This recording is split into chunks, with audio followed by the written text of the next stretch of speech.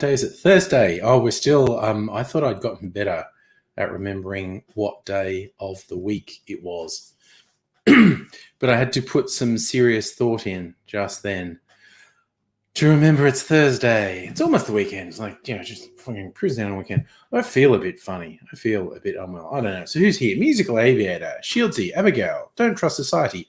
Hello, one and all. We're looking at International Men's Day, and it is also Toilet Day, which is fun. But there's one other one that I find particularly funny. It didn't show up on that screenshot I had. It is also National... No, that's tomorrow. Oh, excellent. Tomorrow's good. Tomorrow is National Absurdity Day. Well, that's going to be my fucking theme for tomorrow night. National Absurdity Day.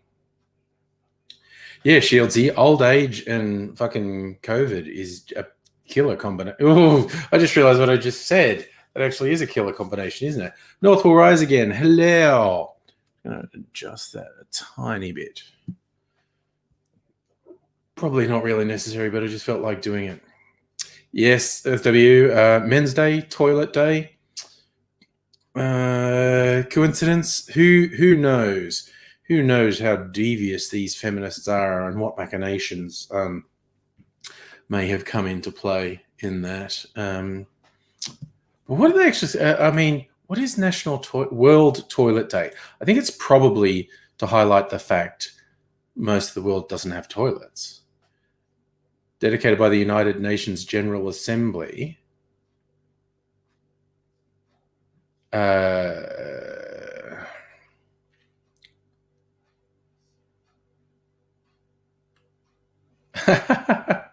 Apparently they wanted to call it World Sanitation Day, and someone talked them into World Toilet Day because it was simpler messaging.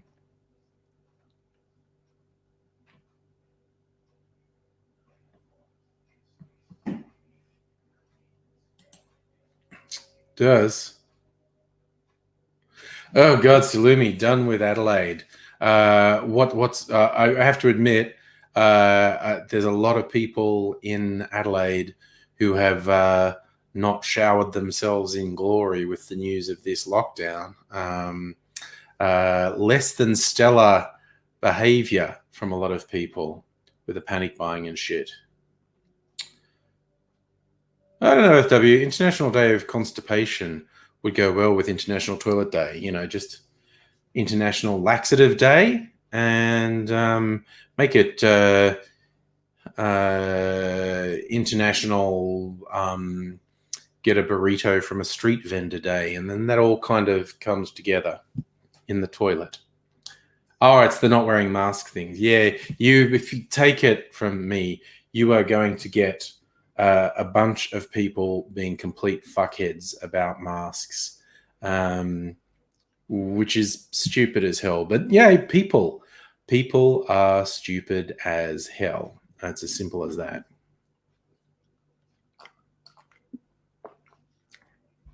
And Aidsy says he's going to join us. He texted me about half an hour ago. So I emailed him the link for the stream. So he could show up in 5 minutes or in an hour. Who knows? Who knows? Yes, Coffee Day, FW. That would be another one. Yes. Apparently. I don't drink coffee, so I don't know. But yeah, coffee people say it's, as an irritant, makes you want to do a shit straight away. Shieldsy can't wait for Kick Trump out of the White House Day. I think the whole world's looking forward to that. But what the dumb fuck does next, who knows? Salumi, you're taking COVID brain because your brain wasn't coping. Look, absolutely the right thing to do. Absolutely the right thing to do. Take special leave. It's a fucking fucked up, stressful situation. There is no two ways about it. Abigail, don't know how long you're going to last. Oh, been in pain all week. Oh, and had a fall. God damn. Well, appreciate you spending, even if it's only a couple minutes with us, Abigail, because I completely understand the situation with the chronic pain. So and acute. That's the fun bit when the chronic pain becomes acute. Yeah, it's a barrel of laughs. You're right, Shieldsy. That saying his name 3 times appears to work. Don't know whether that makes him Bloody Mary or Candyman or Beetlejuice. But he's probably more Beetlejuice, the prankster type. The psychotically destructive prankster, but still a prankster, as opposed to a straight-up slasher murderer. So I think that's his say the name 3 times equivalent.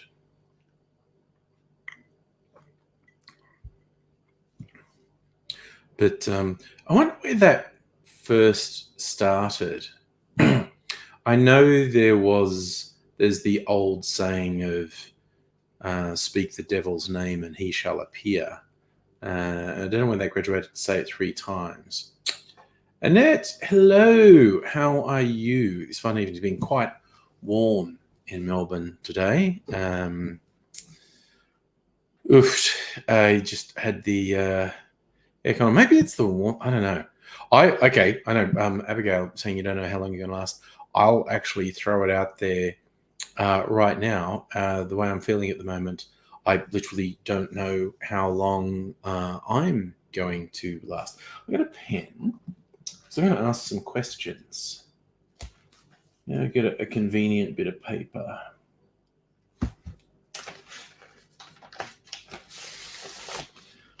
All right, that's a big bit of paper that my weird old people catalogue came in. It's folded up so it's a bit more usable.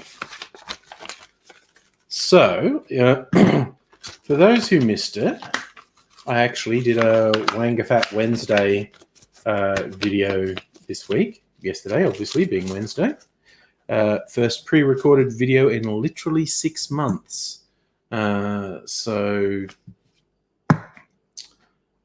going to try and do a TFU, but I need topics. Oh, yeah, that's right, Abigail. Biggie Smalls was in South Park. Yes. Oh, yes, Illumi. I can imagine. Executive function go bye-bye. Can't even do bin night. So FW, beckon Satan during Mass at your high school chapel. Be banned from ever entering again. Somehow that was punishment. Okay, that's the thing you did, is it? Oh, dear. I like it. Shieldsy, if you get one of the hot spells in Melbourne in January and February, they're fucking brutal. We'll get like over 40 Celsius for every day for a week. It's fucking brutal. And it doesn't get below 30 at night. Fucking sucks. Only happens every now and then. Oh, true, Abigail. I've been doing the cocktail videos all through COVID. And I think that they were more positive and better for my mindset, the old mental health. Yeah, because all I could think of with the angry videos was COVID Trump. And I've got to do something else. I started doing the cocktail videos. So I know what I'm going to do. Speaking of cocktail videos, recording tomorrow night's live stream, I'm going to do a banana daiquiri for Doctor Who Day, because I think that's the only alcoholic beverage he actually specifically mentions. It's in David Tennant's era, The Girl in the Fireplace, where he makes out with Madame de Pompadour in France. And when he comes back from one of the time jumps, he says to Rose, "Oh, I think I invented the banana daiquiri by mistake. They'd never seen a banana before." So he actually references a banana daiquiri. So I think I'll make one. Hey, Charlie, how are you? If the weather reminds you of Rocky, on and on. Big open sauna up there. Yeah, the humidity's normally much higher in Brisbane, but the actual heat can be a bit more intense in Melbourne. Oh, nice. That's an excellent strategy, Abigail. Binge The West Wing and listen to music to get away from Trump views. Yes. Charlie, third Doctor was a wine snob, John Pertwee. That sounds about right. I don't remember any specific references he made, but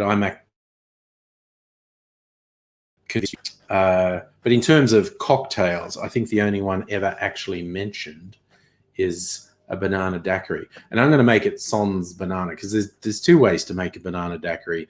One is the blender way, where it's like standard daiquiri with banana liqueur, and then you actually add a banana and ice and put it in a blender and go get a big thing. The other one is without the banana and blender. So I'm going to make that one because I don't have a blender, basically. I don't have a very efficient blender to do that. Is that weird that I don't really have a handheld thing that I could do? I could make it with it. I'm not sure how it handles ice, but I could crush the ice manually, I guess. But I don't think I want to. I think I want to make the slightly more elegant banana daiquiri. Hey, Glee. Oh, I had a rough couple of weeks. That's no good. Oh, nice stuff. You got your red pea plates. Excellent. Good job. Good job.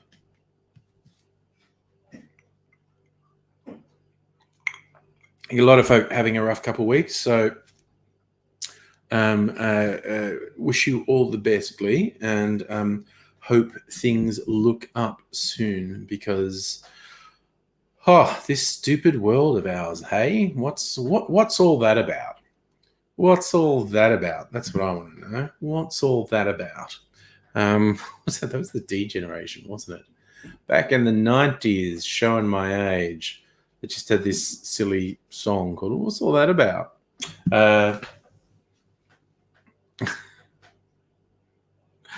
Oh dear. So yes, let's see. But now, okay. So cocktail videos. I'm going to do Doctor Who banana daiquiri. There was something on Wednesday. Okay, I need to look it up.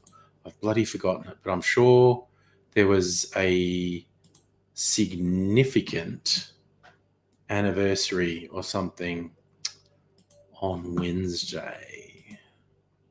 Let me see. What's the date on Wednesday? The 25th. Let us see. 25. Carl Benz's birthday. No, no, I might be right. I might be wrong.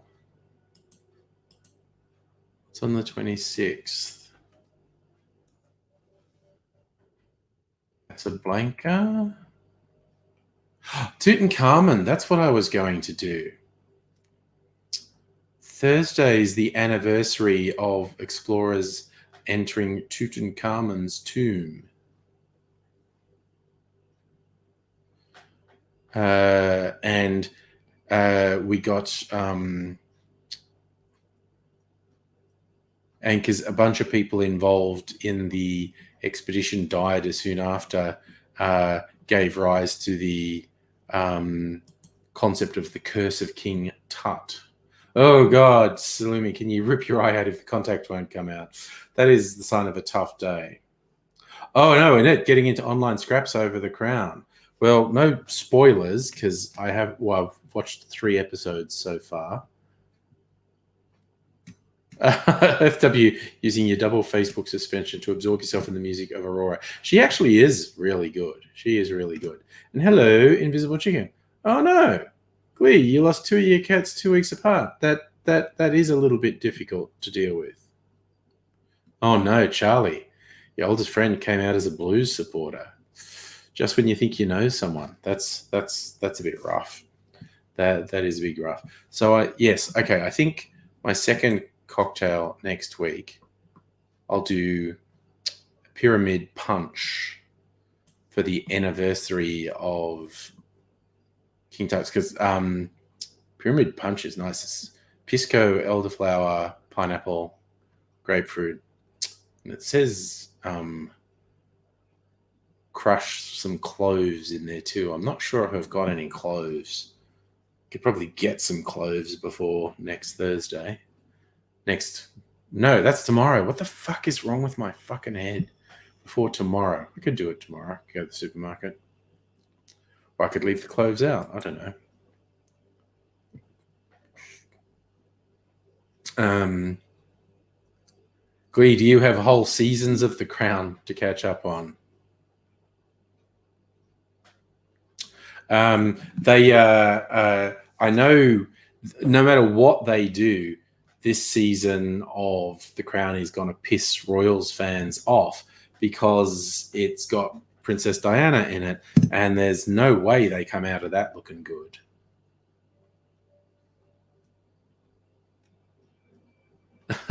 No, Safa, Charlie wasn't talking about Carlton AFL Blues, the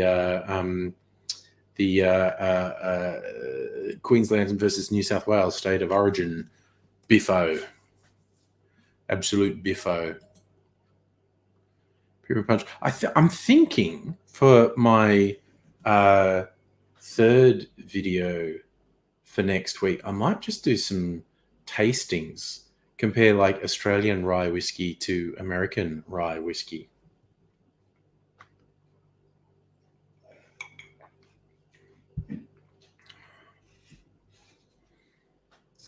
Invisible Chicken, got your birthday cake today. Chocolate hazelnut cake. That sounds really good.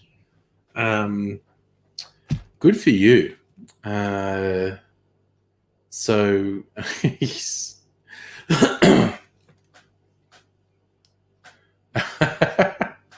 I like that logic, Safa. Victorians are honorary Maroons because we also hate New South Wales. One of those, or give a shit.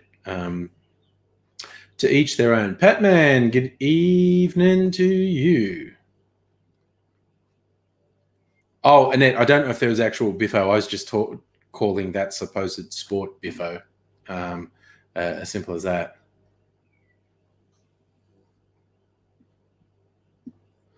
Safa, COVID in your mum's town sewers a week after the Iron Wall came down.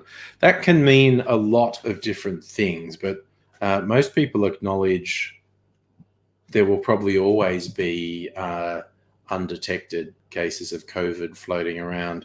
It's just a question of if the spread starts spotting it and locking it down so it doesn't get out of control. Look, I think Adelaide's gonna get the shit under control. They had a really quite scary cluster, like 20 odd cases detected in a couple of days. That's a bad sign. But just by just going clamp and going hard for a short period of time, I think that's going to work. I think it's going to work and stop the spread, and then they can go back to being free and easy. But that's as maybe. We shall see how these things work out, because that's the way it goes. Karago, how many people came in from South Australia in the last week or so? I don't know what you mean by came in from South Australia. So yeah, that clampdown in Shepparton worked extremely well. And the one that happened in the northern suburbs of Melbourne just before our restrictions were going to be relaxed, which was really panic stations. But in both those cases, clamped down, stopped the spread, honestly, against the odds. It looked like it was going to be bad, but stopped the spread and we're gold. And yes, it was interesting, Salumi, that after a lot of testing done yesterday, 0 new cases were found. So that suggests the clamping down will essentially be a safeguard. I mean, they said, what was the initial one? 6 days. If you go the next 6 days with no cases, which is perfectly possible, they might just go, okay, false alarm, we got it under control, and drop the restrictions in. Who knows? Ooh, nice invisible chicken making an oleosaccharum with orange and grapefruit peel. Yes, I like that as a sugar. I mean, I like sugar syrup. Sugar's nice, but I like oleosaccharum sugar syrups because it's just that extra little bit of zing in it. And if you do that really complicated one, that I was talking about with we add more fruit juice and then milk clarifying it. That kind of tastes like sherbet. It's really yummy.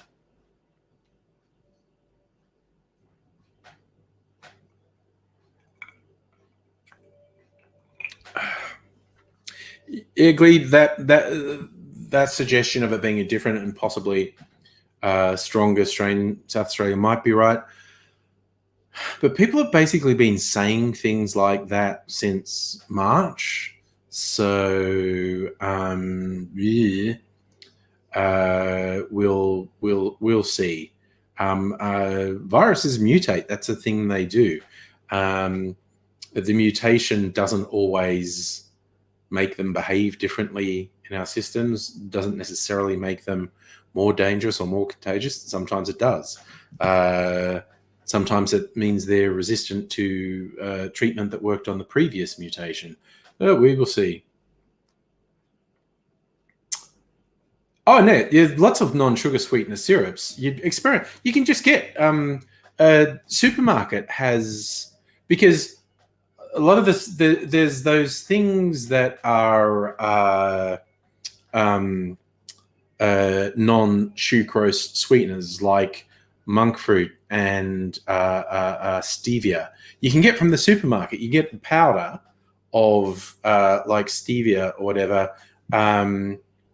And to work out how to cut down the calories. That would just be an experimentation thing, I think. You go like, okay, if you're making a sugar syrup that was 50-50, you work out how many calories in 100 grams of sugar. And I guess you want to check that these other sweeteners are kind of like spoon for spoon for sugar. And like you work out how many calories are in 100 grams of sugar, and then how much, say, stevia do you need to match the sweetness of sugar? That would be down to experimentation on how to balance it. So I'm sure you could look up and get some guides on, how much. Actually, look, let's do it. Let's do the research now. How much stevia to sugar? Stevia to sugar. 8-1. So 1 teaspoon of sugar equals 1/8 teaspoon of sugar. Okay.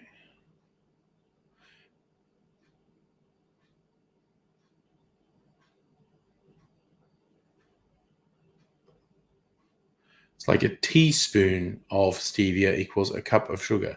So, okay. So for equal sweetness,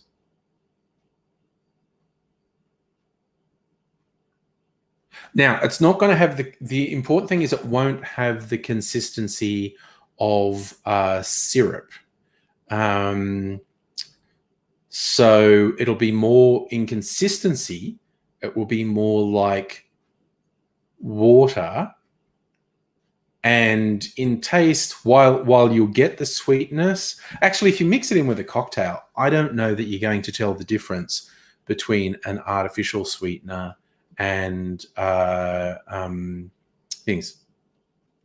Okay, so we go we'll say kilojoules because that's fine. Kilojoules in 80 g sugar.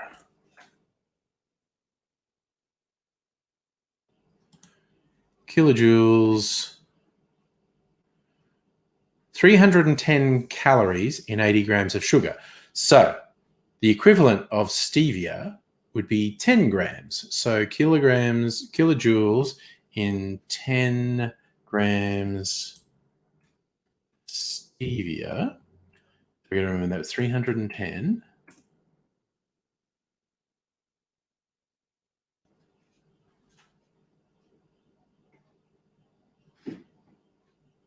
Okay, so like no calories. Okay. Maybe two calories.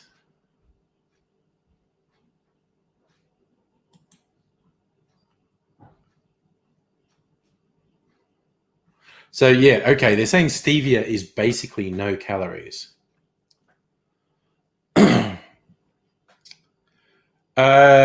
Kirsten, that seems like a pretty good, easy way to measure it. Drop the zero. Apparently, if you want to be precise, it's 1/8, but 1/10 is less farting about. So, if you were going to make a sugar syrup,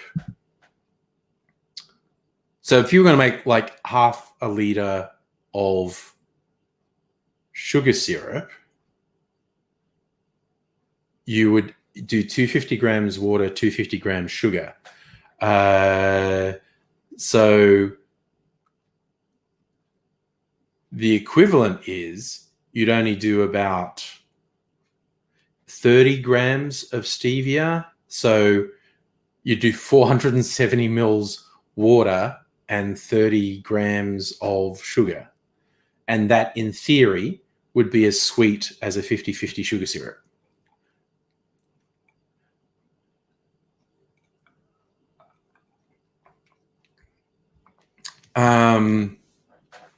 But I would experiment, and I would experiment with smaller amounts. So probably, I don't know if you have any sugar syrup still, but if you don't have any about, like, make some up, like do 100 mils. Yeah, like do 100 mils water, 100 grams sugar, and mix that. Might have to warm it up a bit to mix that, and that's your taste comparison. So and so that's going to make about 200 mils when the sugar is added. So then I would add to what should be as sweet, and in terms of volume, is if you do say about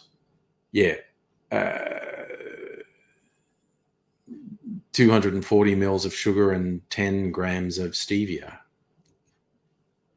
That is a good point, Annette. If you're going light and easy, we don't want to ruin it too much with sugary drinks. But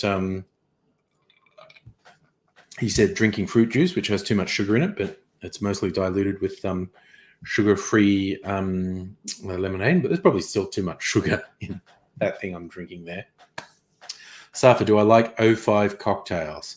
I don't know what 05 cocktails means, so I don't know how to answer that. Be an interesting experiment, Annette.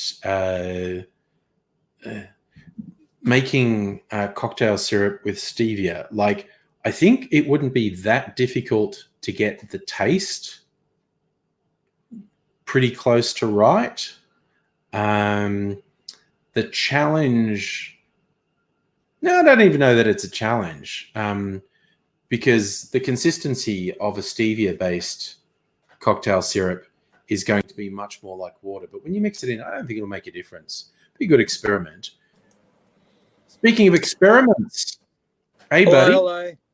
Hello. Are you wearing a collar and tie? I noticed. Yeah, see? I'm wearing a collar and tie. Well, I got, criticised for not wearing a collar and tie when you wear it. Well, I can wear a collar and tie. You got standards. That's good. It's no big deal. I can get a collar and tie on. That's good. Did you get my message? I got a message that I really didn't understand. But that's not particularly unusual with you. Were you able to? Were you able to watch the video? What video? It was a video. Oh, Harvey Weinstein. Sorry. Yeah. Oh, that's what you were referring to. Okay. Do you know this story? Yeah. People in the testimony said Harvey Weinstein has a deformed penis. And we now know why. Why? Because he once had a condition called Fournier's gangrene. For real? I'm screwed. For real? I'm oh my screwed. God. Okay. Basically, it's only going to take 1 or 3 of these Me Too characters to fucking give it a bit of let's stick Aidsy in jail. Yeah. For having a manky cock. Except you must have got better treatment than him because you limited it to your scrot. Not actually.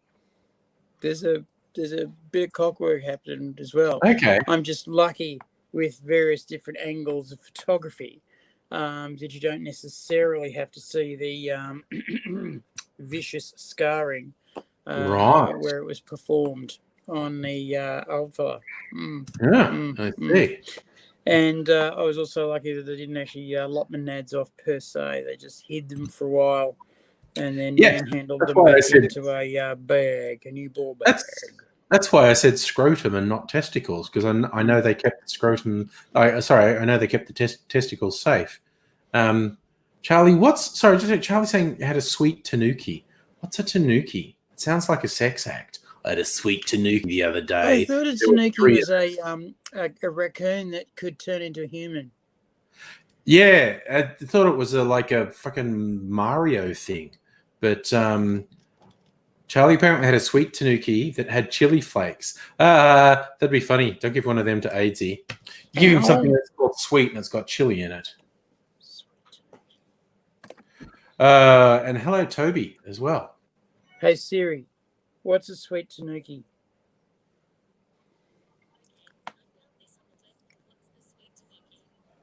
She's saying something. Did she understand you? Yeah.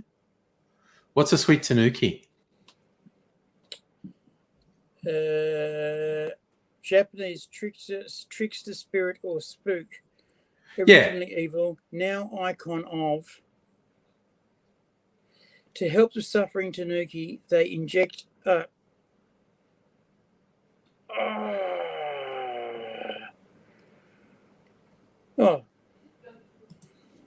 magical fox-like dog with shape-shifting powers. Yeah.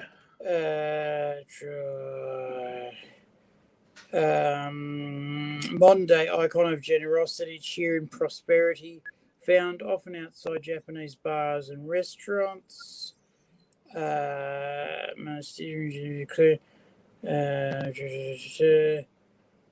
Straw hat. Well, Charlie China. says she was referring to a cocktail that someone called a sweet tanuki, which is obviously just a local invention because there's no sort of reference online to a sweet tanuki cocktail. So that's a particular bar's speciality, making a gin cocktail. And good evening, Robot Man Greg. How are you, sir? A tanuki's a real animal. Yeah, it's a Japanese thingy. Yeah. Yeah. But yes, you were right when you said the trickster thing as well. It's all a melange. I'm a bit of a melange of fear. Yeah. I'm worried fear and loathing. The house and you are going to basically get a couple of Me Too's and send me into jail. Well, look, just because you have a Weinstein cock doesn't mean you've done bad things with it. That's true. Yeah. But, I mean, does it matter? There's people jumping around on the roof. I might have to go for I thought for a second there's just like a metaphor for your brain or something, but there's actually people jumping around on the roof. You're going to have to go sort them out. Yeah. Right. Aidsy's going to have to take his leave for a few minutes. Got to sort shit out. I've got to put shoes on. Oh, well, that's bullshit. That's all sorts of bullshit. I mean, you know, it was 35 degrees here today, right? I hid for most of the day. I made a major coup by getting boss of the house to buy me a loaf of bread. He didn't want to. He really didn't want to. And He did because he was a legend. And I'm going to take off my collar and tie because it doesn't make it look as tough. All right. So AD's got to go and do some Well, I things. still got to put my shoes on yet. Oh, sorry. I thought you were leaving. I thought that was you leaving. No, I'm about. Well, when I say I'm leaving, I'll say I'll go. And Okay. then I'll mute my mic. Okay. That's all good. That's and all then good. when I come back, I'll unmute my mic and go and tell you about all the adventure. Yeah, you'll probably have stories to tell. Stories to tell, adventures to relate. So many things. Yes, Toby, you would be right in guessing that AZ has done a lot with his genitals and other people's genitals too. So, it's all over there. So, yes.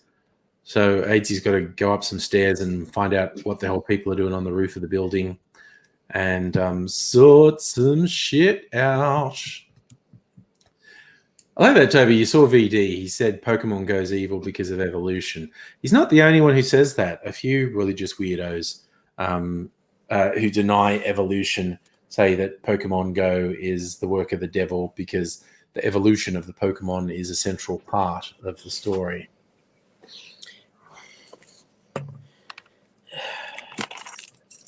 True, Abigail. Genitals are funny. Genitals are great. All right. Right. Look like you get ready. See ya. All right. So AIDS is going to be back in a bit. So there was a question earlier. Sino did Wangafat. Am I going to do a TFU Friday video? That is actually the plan. And I thought some of you fine people might have suggestions for stories for it. North will rise. Yes, very happy Harvey Weinstein jail for life. He's a fucking piece of shit. Mind you, everyone at the Weinstein Corporation who fucking enabled him for decades should also be prosecuted, just by the by. I mean, for fuck's sake, they actually had a thing in his contract because he was sexually assaulting so many people.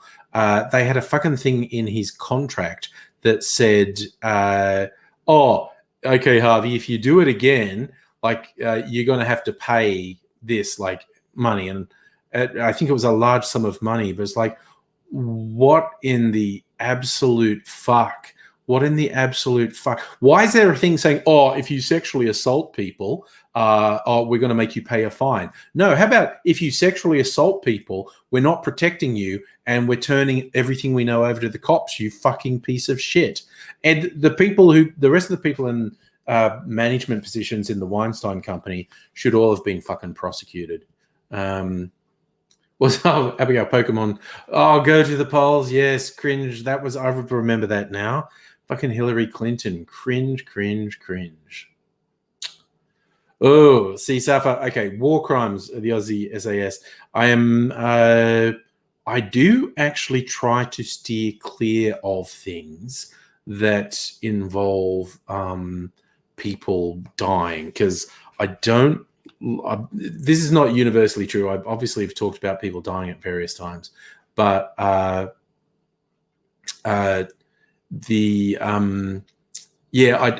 don't like the idea of being seen to be glib or perhaps benefiting from someone else's death. Sarah Cook, I believe you just stated a direct falsehood there. The Clintons were close to Harvey Weinstein. I'm not aware of the Obamas. I may be wrong on that, but I'm not aware of them being close to Weinstein. But they categorically did not stand by him after he was exposed. That is a falsehood. Mengen, look, Trump should never have been allowed to run for president. He's the fucking scum of the earth. And yes, his boasting about sexual assault is just horrific. And there's something deeply, deeply wrong in America that he was allowed to be president. Holiwa on Twitch. Hello, we're doing good. What up with you?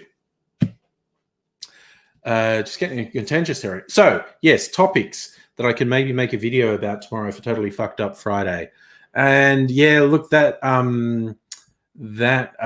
special forces murdering people in Afghanistan is a terrible fucking story. I'm just a bit hesitant to come across as glib on it when it involved people being murdered.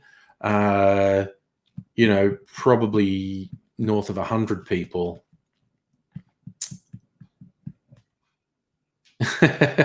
Yes, that is a good point, Annette.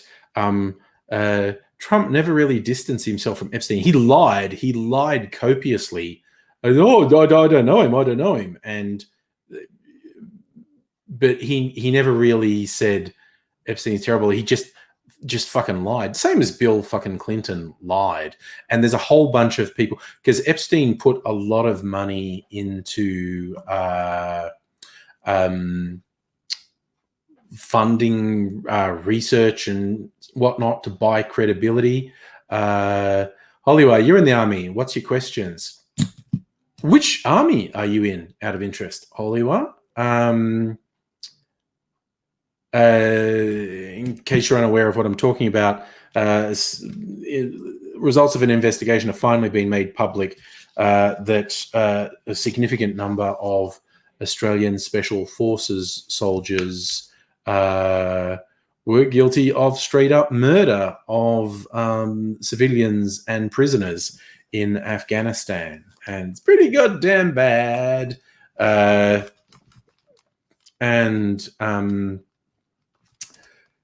Yeah, and from my geez, that was quick. I think AZ's back.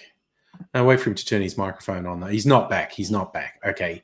He shook at his head. I can see him, but you all can't. He's not back. Oh, nice. Charlie. Got to make pesto with pumpkin gnocchi. Excellent. Sarah Cook. That, again, is blatant falsehood. That is absolutely not true. Oprah Winfrey, Whoopi Goldberg, Hillary Clinton, Michelle Obama categorically did not support Harvey Weinstein after the truth about him was made public. That is simply, purely untrue. You are lying. So, or you are grossly misinformed. And given it's a very emotive topic, I can understand having strong feelings about things, but the things you are saying there are categorically untrue. Simply a thing that didn't happen. Northwell Rise, Trump and Weinstein should be in the same cell.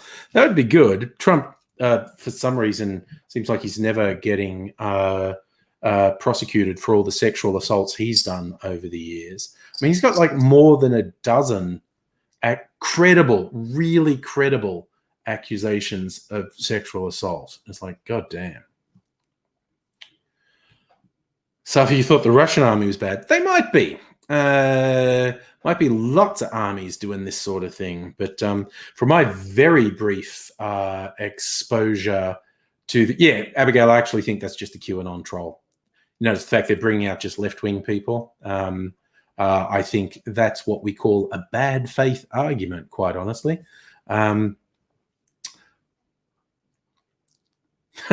Toby, you're funny, dude. Oh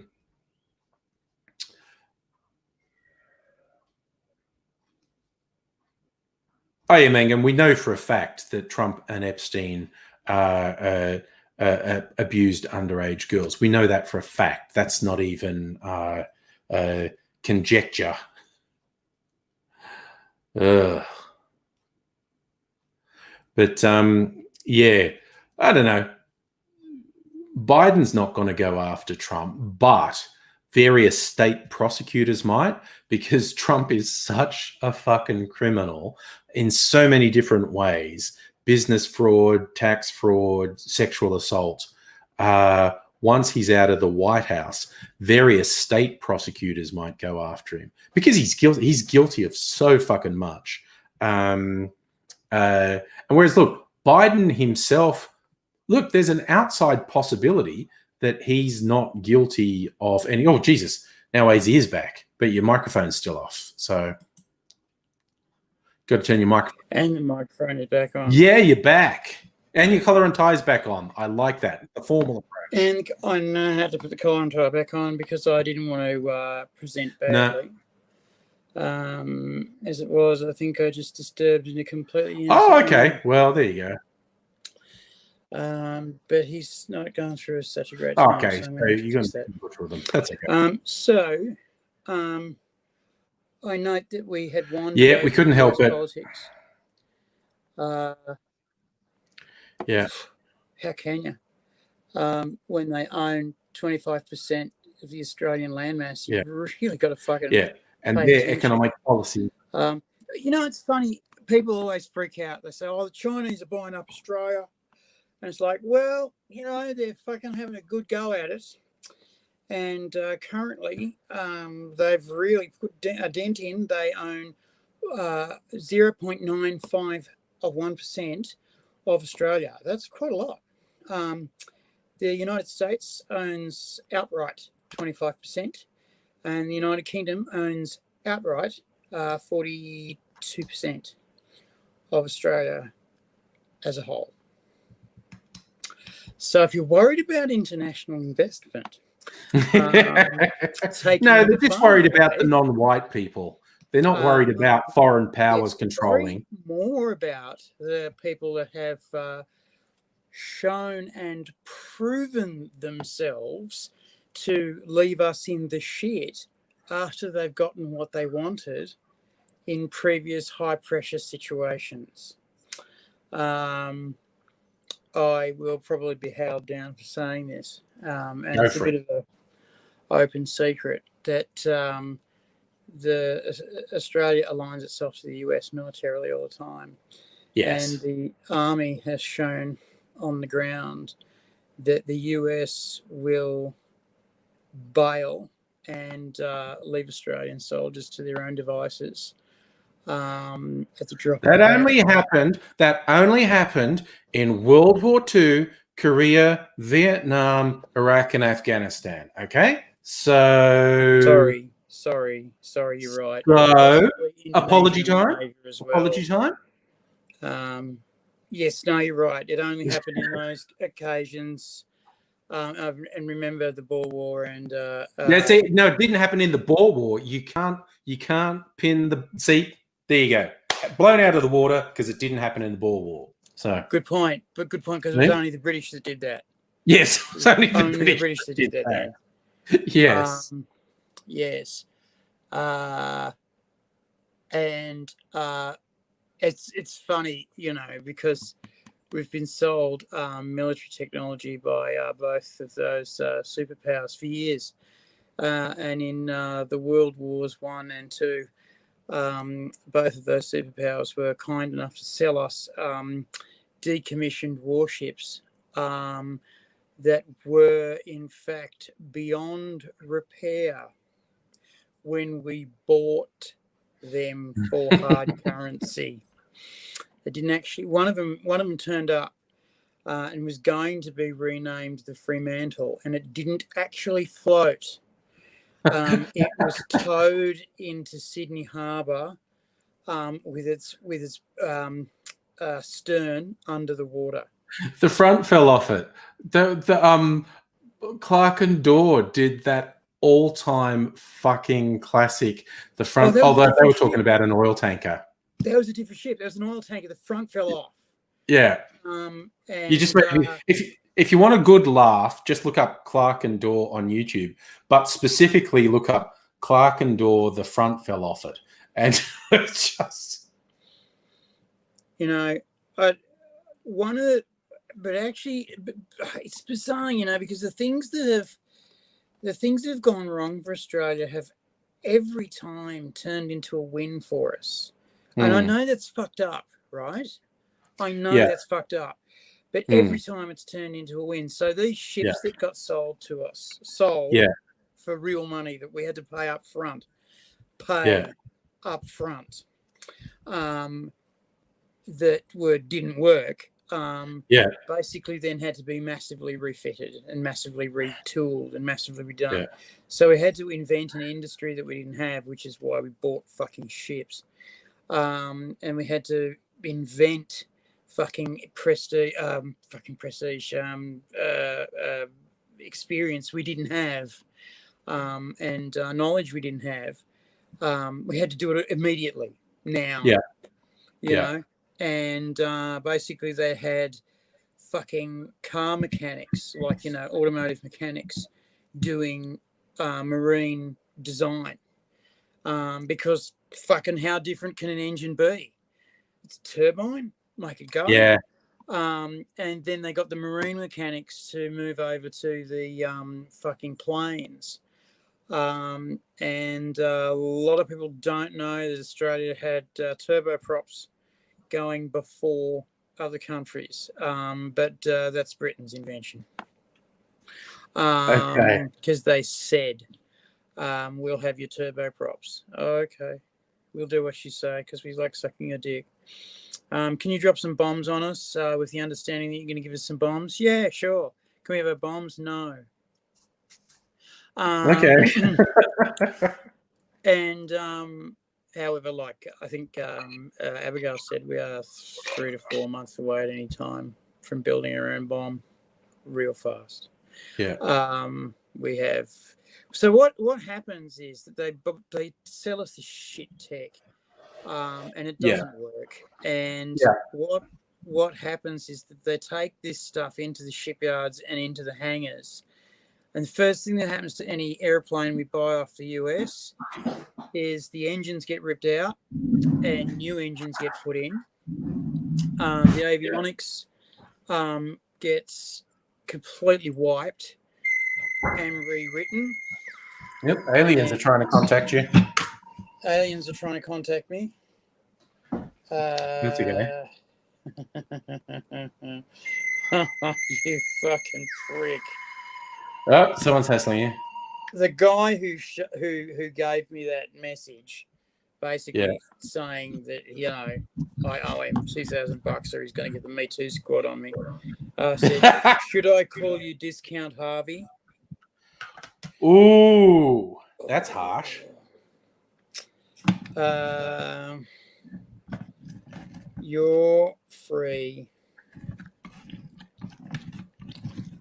to do as. Oh, and that's Kirsten, only 80 followers away from 1,000 on Instagram. That is excellent. Good on you, Kirsten. That is very good. Good on you. So, and Blair, hello. Very excited to see you. Do as you wish. I've got a collar and tie on. I've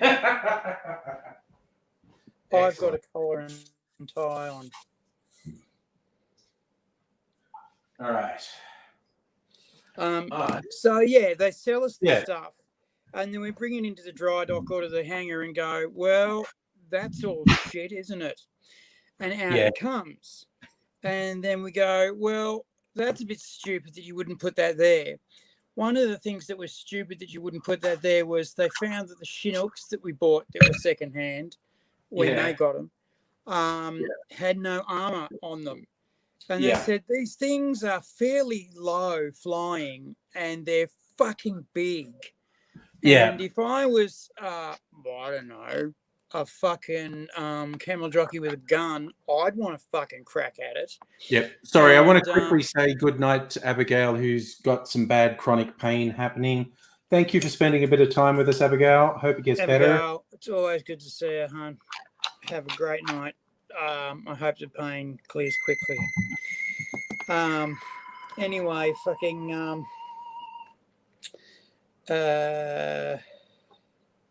I'm just making myself an orange juice drink.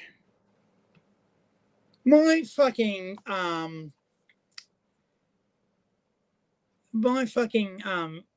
spell correct. I said I've got a collar and tie on. Said I've got a colour in Thailand. We've all got a Carla in Thailand. There you go. I meant to say I have a collar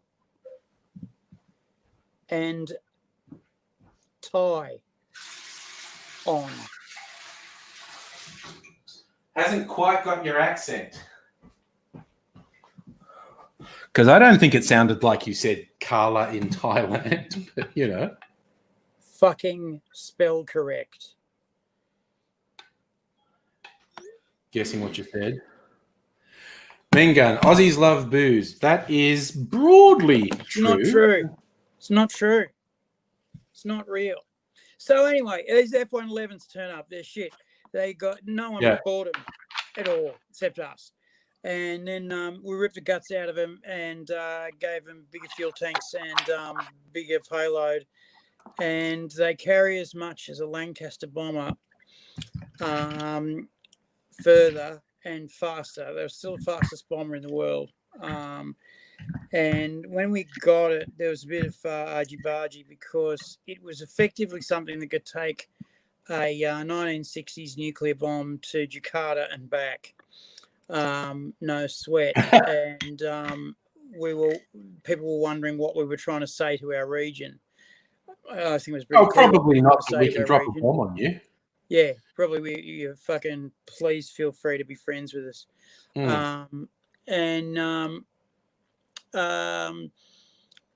China was an interesting case in the sense that it hasn't offered to sell us anything. And it's recently gone around giving it a bit of, all your stuff is shit and has to be stopped at the border, and has to be checked out for bugs and poor quality control. Yeah. Which is why people buy from Australia, because the quality control is excellent and there's not going to be bugs in it and blah, blah, blah. And Australia has turned around and gone, oh, mea culpa, this is very bad, and we're, you know, our friends should reassess their trade fucking obligations, blah, blah, blah. Except that China just signed a massive free trade agreement with us and the rest of ASEAN. And I haven't looked into the details of that trade agreement. It's a bit big. And China's doing all this, we're going to tariff the shit out of you. And they've just agreed not to. And so everyone's giving it a bit of, And so what's the thinking is that it's a little bit of you joined with America in investigating us over coronavirus, which Scotty from marketing did. He got his brown nose on and slurped up Uncle Donald's cock as far as his little gag reflex would take it. Yeah. And signed this ridiculous investigative order from the world, you know, China, why did you give the world coronavirus? And China's funny in the sense that they are very sensitive petals about certain things. They have big fucking chips on their shoulders about certain things. Yeah. They don't like to be told what's theirs and what's not theirs. If they can prove historically it was part of China, then they still consider it part of China, which makes Hong Kong, Tibet, and Taiwan a big fucking deal to them. It makes those Spratlys and the Kuril Islands a big fucking deal to them. And if you've seen these places, they're shitholes. They're nothing. There's nothing there. But it's a big fucking deal to them, you know. Yeah. Any other country in the world will say, fuck, is there oil under it? No. Who's a fuck? Do what you want. Right? Yeah. No. China's fucking land is holy and sacred. It is the square Middle Earth. It is under heaven and above the underworld. It is where it is the center point on which the universe grinds. It's where dragons are born. And, you know, you go, oh, that's fucking retarded. And then you go, well, fucking listen to Australians talk about Australia. And if you were anyone coming to Australia from outer space, you'd land in Australia and go, no. And then you'd fly off to Switzerland or the Alps or fucking Germany and go, now here is good grazing. Here is water. Here is farming country. We'll stop here and get rocks and venom from that waste factory with all uranium in it. Because everything that hurts, bites, stings, burns, or kills lives here. And everything that gives you Western civilization lives in Europe. So, you know, fucking... I understand when the Chinese go, you know, China's fucking everything. But every country goes through its maturing phases. And one of the things that every country goes through is my country right or wrong, with no thought to maybe I can help make it better. And the Americans have been a very patriotic people, very community-minded people, but they've been fucked over pretty badly by leadership for a long time, since Reagan. And the idea of public service has really only raised its head a little bit above the water a couple of times. And of course, with Trump in and the dog whistle politics that they've got, a lot of the good parts of America have been suppressed. And America's got some great fucking things going for it. It's got the best science. It's got the best fucking land. It's got water everywhere. It's got every opportunity to be massive and huge and great. But they made a tactical error in making it a rights society, not an obligation society. And the obligation society is the only reason we've survived.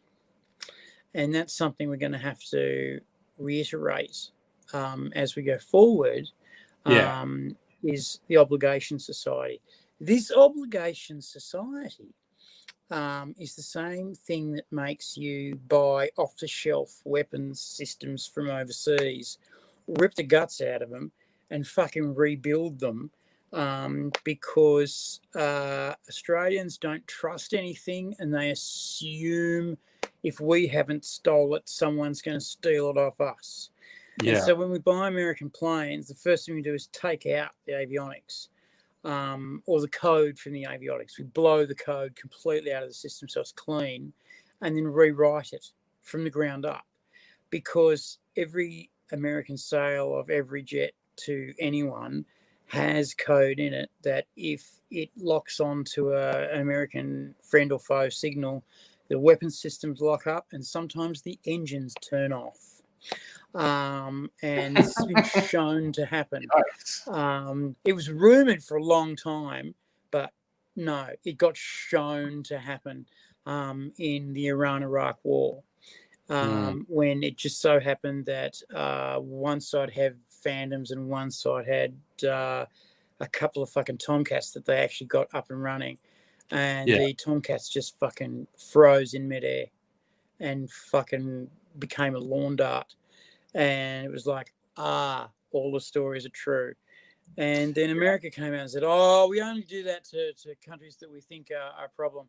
And it's like, yeah, when you sold those Tomcats to Iran, you sold them to the Shah of Iran, which you put in, and he was giving you oil at a reasonable fucking cheap price and undercutting OPEC. Which is a big fucking deal, and he was your asshole buddy. He was your ally, fucking friend and foe. You were even fucking starting to make moves on getting Iran and Israel to play nice and to squeeze Saddam into playing better. So we know now that if you have a ship or a plane or anything that's sold to you by America and you point it at an American, it'll shut down. We have apparently had on exercise in the Pacific Ocean Australian patrol boats with American systems in them that have turned off while they've had American boats in our squadron, like in our team around us, but got too close for the system's liking, and it shut itself down. So it's like, so there's still a bit of that to go. So that prompted a major rewrite. Mate, you want fucking money and bitches? Become a Australian Defence Department coder. Trust me. You'll be living in South Australia on a desert fucking campus that's green and beautiful, and it's nerd heaven. And you'll be making fucking weapons that blow your mind and kill people, and blow up people. And you'll be coding to your heart's content. Fucking apparently it's just the life. It's when geeks turn around and go, I've made it, I'm home.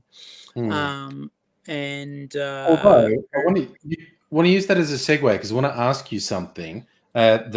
Speaking about defense, have you been across the story of the investigation into war crimes by Australian Special Forces in Afghanistan? Yes, every bit as bad as the rumours have been saying for years that they were that has been coming for such a long time. The investigation's been going on for years. Yeah. It's been coming for such a long time. The Jedi Council. Do you remember that? What? Okay, there was a group of men in Duntroon who called themselves the Jedi Council. Mm-hmm. And they were senior cadets about to go into plum positions in fucking special forces in technical areas. Yeah. They were elite, and they were giving blue GBH fish to female cadets or cadets that they wanted, and basically date raping them with impunity. To the point where they were filming these fucking things and then showing the films around, and that's what got them caught. Actually recording yourself committing a serious crime and boasting about it and sharing with it. That's right. A fucked up individual, and right? This was how far away from reality they'd gotten. This is how far into omnipotence they'd gotten. Yeah. And that put up alarm bells all over the place. And one of the alarm bells it put up was, well, fuck, if that's happening in the cadets, what's happening in the special forces? Because these motherfuckers, when they get a job, they get equipment and stuff and a mission, and they get told, see us. Yeah. And then they come back when? That's the job. Just go, get it, come back. Yeah. Go, do it, come back. The problem started, I learned this in my very brief exposure to actually working for defense, which I did actually quite enjoy, but it was and I got an insight into this because it was about the system that provided materiel. You know, for those who've never heard the term, in the army, there is personnel and materiel. People and everything the army has that's not people is materiel, not IAL. It's I forget how you spell it, but it's like IEL, materiel. Yes, actually IEL. Yes, that's you're right. And the rules literally didn't apply to special forces. None of the rules. You're a grunt. You go, this is your uniform. This is your gun. This is your standard kit. Special forces is you can wear what you want. You can get whatever weapon you want. Also, even just little things like the hair and facial hair rules don't apply to special forces because they've got to go. And that was the start of the problem. They've got to be ready to go into a Middle East village and negotiate with people face to face, not looking like a clean cut pufter, but looking like a man with a beard. Because if you don't have a beard, you won't be taken seriously. Yeah. So you got to look like you can fight. You got to sound like you can fight. And sometimes you got to prove you can fight. Yeah. Sometimes these tribal leaders want you to go and shoot 3 enemies to prove that you're his friend. And guess what you're doing tomorrow? Turns out they're also murdering prisoners. So, and that's now that is not new. No, and that's been going on for years. But I mean, when you get ratted out by Americans, you know you're doing a bad thing. And one part of the you've done wrong was an American chopper pilot coming in, talking to them on the radio, and they're talking about how many troops were there, and they had 7 prisoners. And the guy on the helicopter said, with those numbers, we only have room for 6 prisoners. And there was a short pause, and then he heard like a snap of a rifle, and the Australian got back on the radio and said, we've got 6 prisoners. If the Americans rat you out for murder, then your behaviour is actually pretty bad. Yeah, you're really out there, and there are sections of the SAS the Americans won't work with. That's bad. Now, I also just want to say, Jenny in the chat said her husband was in Iraq and Afghanistan, and he said horrible stories. And so, yeah, they're trained to kill. The problems at the officer level, the problems at the top level, and that's one of the things the inquiry showed. They showed no curiosity about what was happening in the field. And it was this very cavalier attitude. Too, look, I'm just gonna vomit it out here now, right? Yeah. These Australians were sent in. Special forces were sent in, basically to do regular forces jobs, which is stupid. They weren't sent into special forces; they were sent in as combat forces, and that was dumb. They should have sent fucking combat forces in. They didn't want to send combat forces in because the plan was to basically get bits and pieces of along the main through thoroughfares, like ink blots along the roads, and hold them, and then that way all the rest of the place would come good. And like everybody on the ground knew that wasn't going to fucking work. They had to sweep forward north and grab the lot, or it wasn't going to work. And it didn't fucking work. And they kept on sending these Australians into capture and kill, and they would capture these people, and 3 days later they'd be back out, and they'd be capturing them again and again and again, till finally they started to get the shits and fucking knock them off. So they didn't have to go and capture them again, risking their lives. As every time they go in, their tactics have got to change because they're not going to get fooled twice.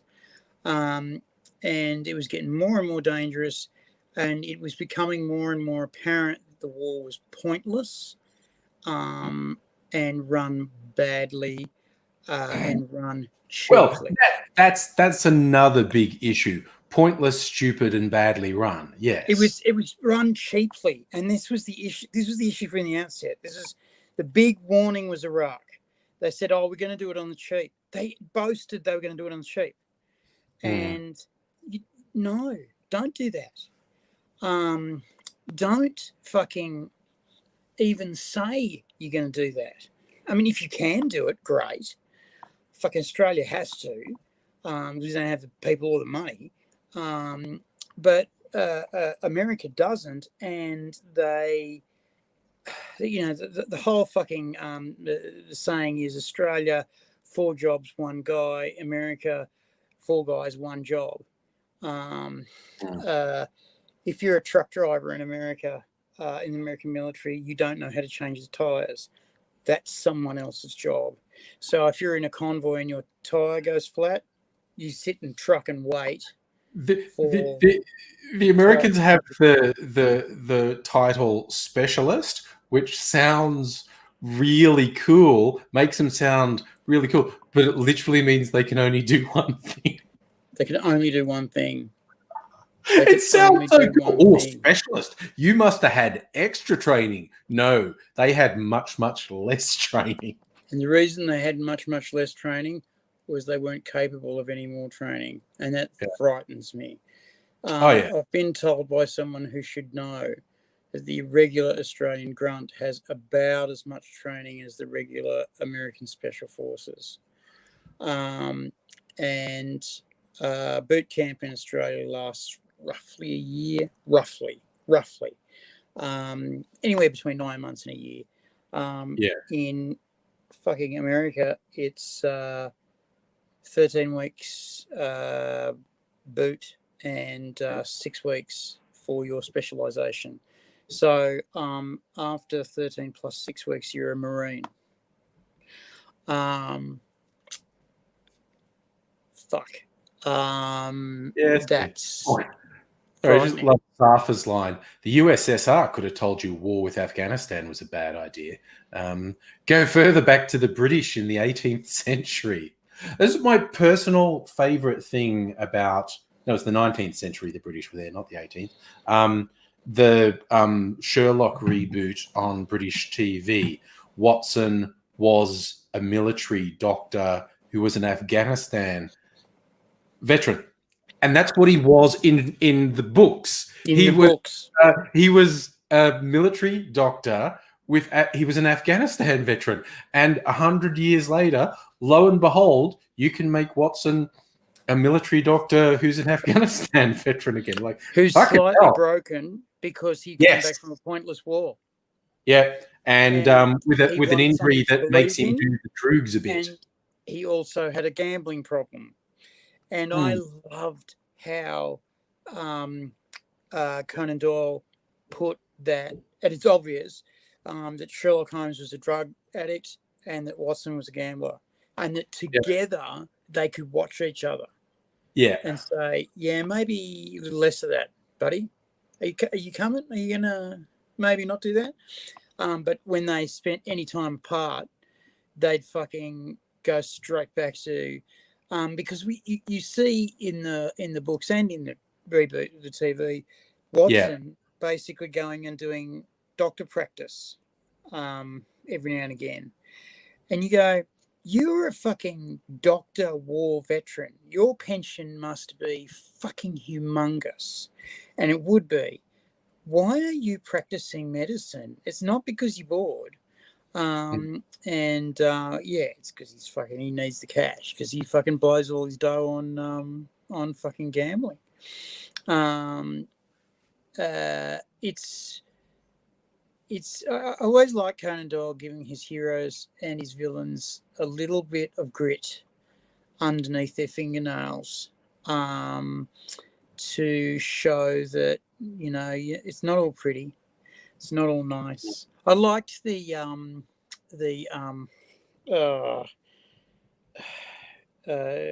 the actor who plays Tony Stark? Oh, Robert Downey Jr. Yeah, his Sherlock movies were fun. They were fun because he was a fucking drug-addled. Oh yeah, he was fucked up. He was fucked polymath, up. Who genuinely loved Watson, and Watson genuinely loved him. But Watson was a little bit fucking broken, and Sherlock was a little bit fucking broken, and the fucking casting of Stephen Fry as Sherlock's brother, called not Montague, but Mycroft was genius. Yeah. If you were ever going to get anyone to be the intellectual superior of anyone in British movies, you'd get Stephen Fry. Yeah. And it was beautifully done. I was really happy to see the grit. Because these are men who aren't afraid to go into the slums of London because they can handle themselves.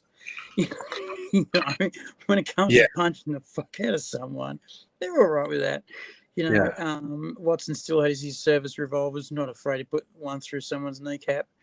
Does an autopsy for Sherlock whenever he wants. It's, fucking cowboys on the edge, but solving crimes and stopping Moriarty, which is what you want. And Afghanistan was only ever successfully invaded once by the Mongols. The Mongols had the biggest empire on earth by far of anyone at any time. They had a fairly strictish policy of trade with us and call us your government or we will kill all of you. And we mean all of you. And they did that very regularly. So many cities opened the doors and said, take what you want. And they did.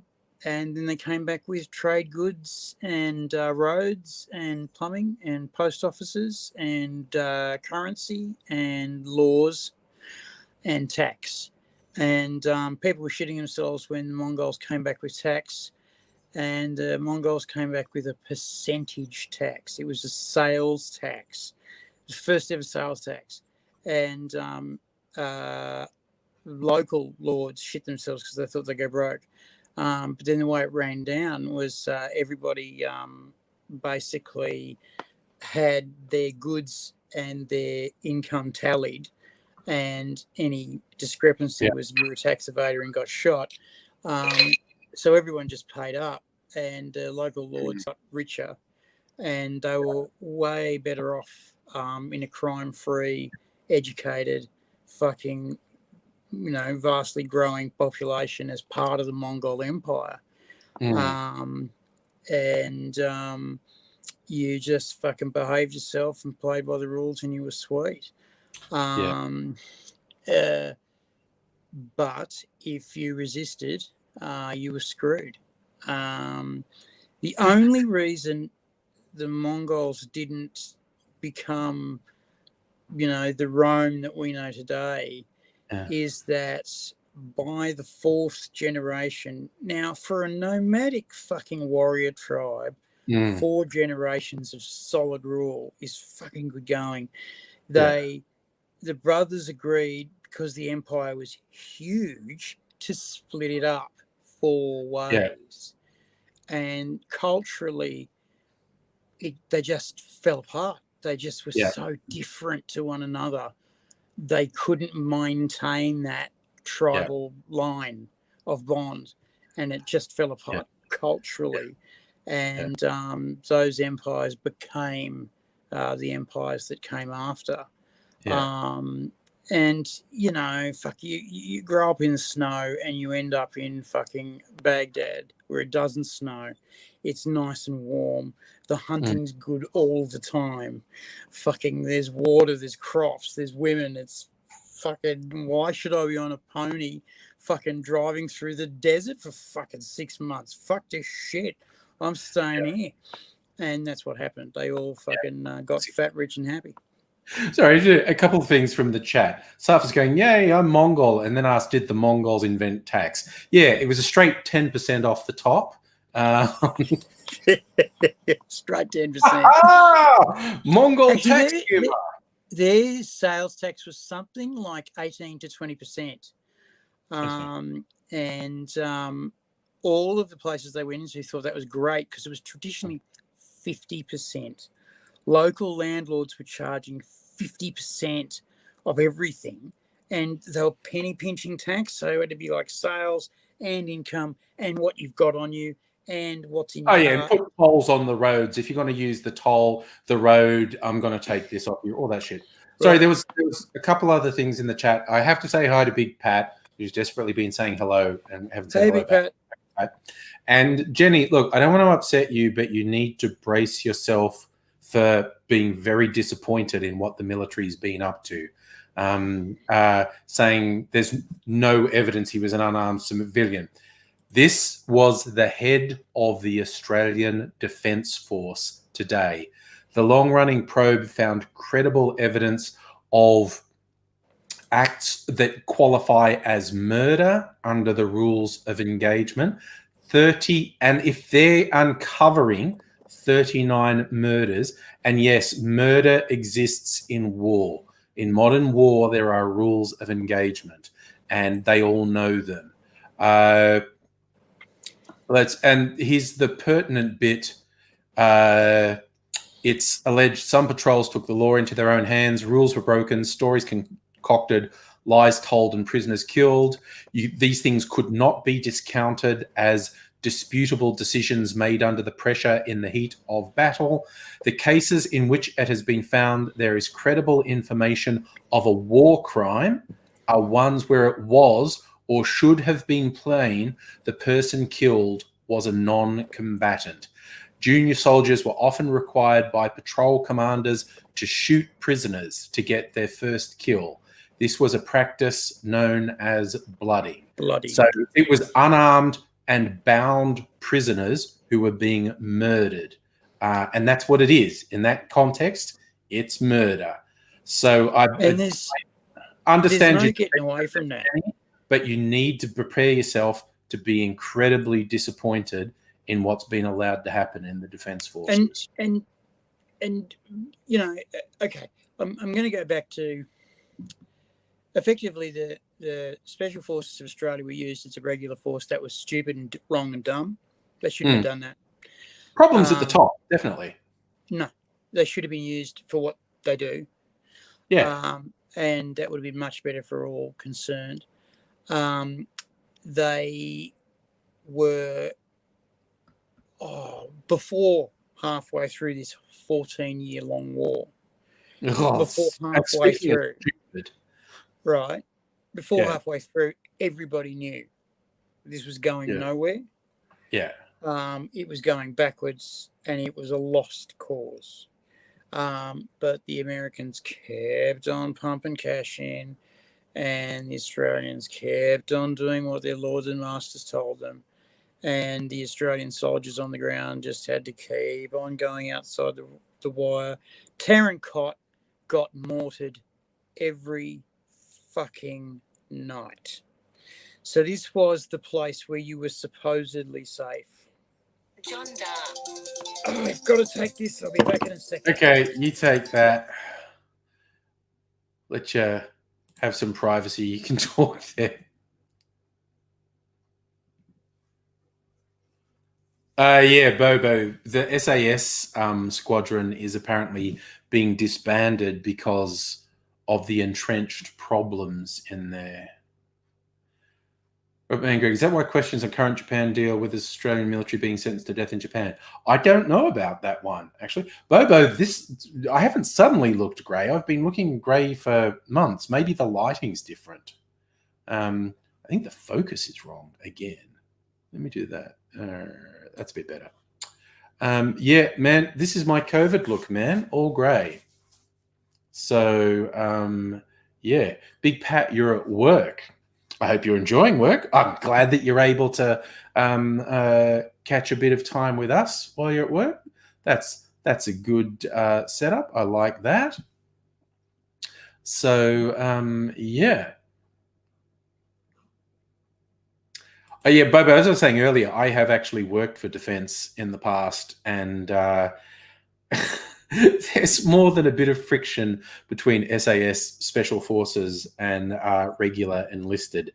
Because, as I said, the way it's set up, the rules literally didn't apply to Special Forces. And your regular infantry, it started to wear a bit thin with them after a while. But that's just the way it was. And it seems at the highest levels a quite negative, pathetic, lazy, lax attitude to what happened. Blur, thank you. You're liking the grey? Oh, Mangan, yeah, definitely. COVID, a little grey, a little more fat. Oh, who, me? Put on 20 kilos? Maybe. Who knows?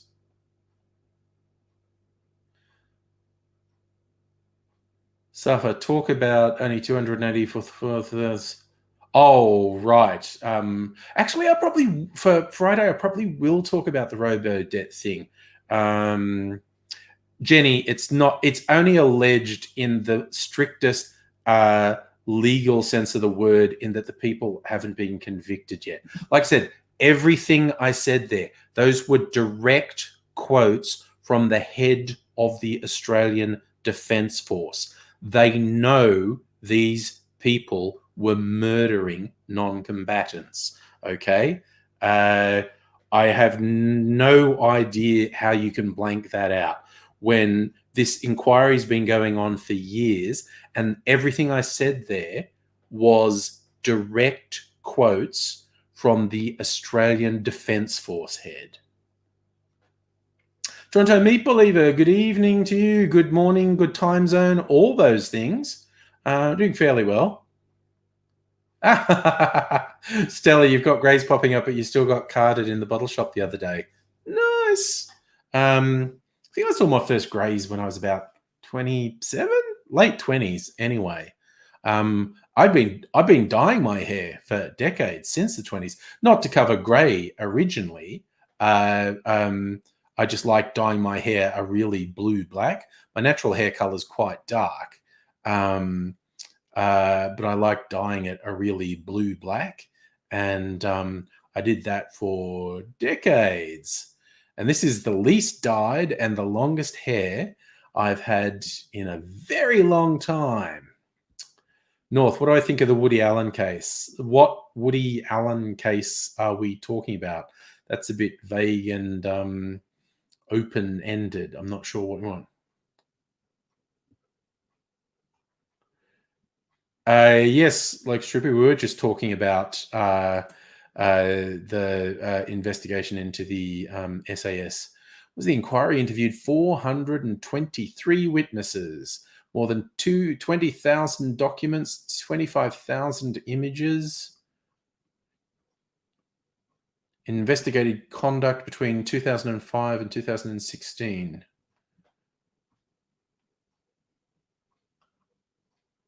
So the warrior culture was the problem.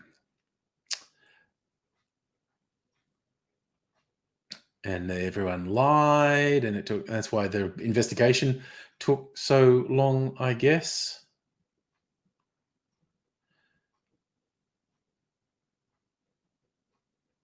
So General Campbell said he would be dealing, along with the chief of the army, with the commanders who oversaw units.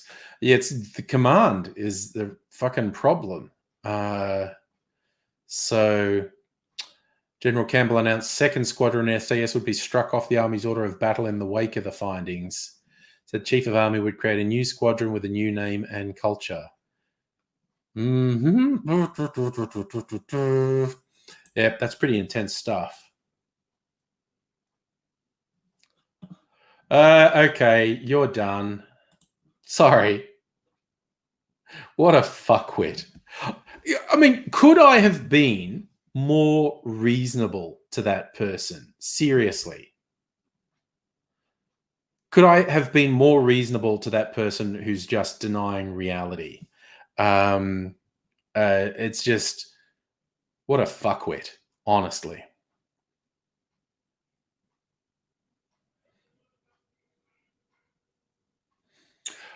Okay, so see, this way you confused me. North will rise again. The Allen case with his daughter made me think you were talking about a legal case, and to the best of my knowledge, there's never been any legal proceedings against Woody Allen. That's why I was a bit confused. What do I think happened? I think, based on everything that's been told, Woody Allen. Mike's on. Woody Allen didn't actually break the law, but he's an incredibly gross creeper who groomed his adoptive daughter for years, and then started an affair with. Well, and I think they got married. I don't know if they got married, but they were non-going. But They got married.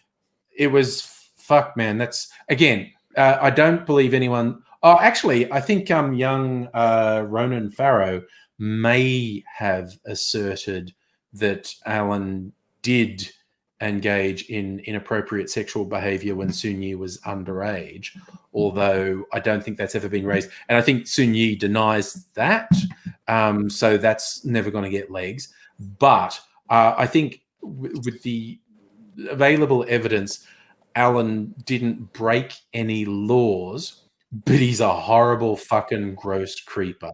He's a horrible, horrible fucking gross creeper. And all the people in Hollywood who continued to work with him when they knew he was a horrible fucking gross creeper should take a good, hard fucking look at themselves, quite honestly. Yeah. Oh, should they? Because that's never. I know, right? No one in Hollywood ever, in the history of Hollywood, has known that the people they've been working for are gross creepers. I love the Australian, who's now American citizen comedian Jim Jeffries, in one of his routines where he just went to fucking town on Woody Allen because he hates actors generally. And he goes to town on Woody Allen and he goes, "What's wrong with most comics do, mate?" Yeah, he goes, "What's wrong with these people? I'd never work with Woody Allen. He's fucking gross. There's no way I'm going to be in a Woody Allen movie." And then he laughs and went, "Yep, that is the only reason I've never been in a Woody Allen movie, because of my strong moral stand. He's just acknowledging I can afford to say that because I was never going to be in a Woody Allen movie. But also, too, I mean, comics can't stand actors because comics are better actors than actors. Well, his other routine about, and because, okay, in the entertainment world, in terms of credibility, actors are at the top. They're the revered, worshipped ones. And comedians are at the bottom. Comedians are treated like cockroaches. And Jim Jeffries has this whole routine where he raves about how actors are the most pathetic people in entertainment and they suck and they're the least talented, and comedians are the best. And he goes, you know how I know that? Because they have awards. They have awards for the person who's best at that job in the world. They've given that award to a 12-year-old. And if the best person in the world at your job is 12 years old, you're really fucking shit at your job. Oh, that's actually logical. That joke went round Australia for about 2 years before Jim picked it up and exported it. But it was well noted. It was well noted when that happened. How fucked are actors? A 12-year-old is better at your job than you. First person I ever heard say that was Alan Bro. Yeah, and he fucking laid it on the like line. an Alan Bro joke. Yeah, he describes himself as an actor and comedian, and he's very in with all of those very famous New Zealand actors. You know, the really good ones. And he has told me some stories that you fucking hair curl. Because it's hard to be any kind of entertainer, but being an arts entertainer in New Zealand is impossible. And all of these people have to start with nothing and a burning ambition to be an international star. And when you meet these people, they're fairly intense and they're fairly fucking driven. I was given a great lesson in wanting it real bad when I met these New Zealanders. Fucking the Australian comics are lightweights compared to some of these guys. And Australian comics are not lightweights.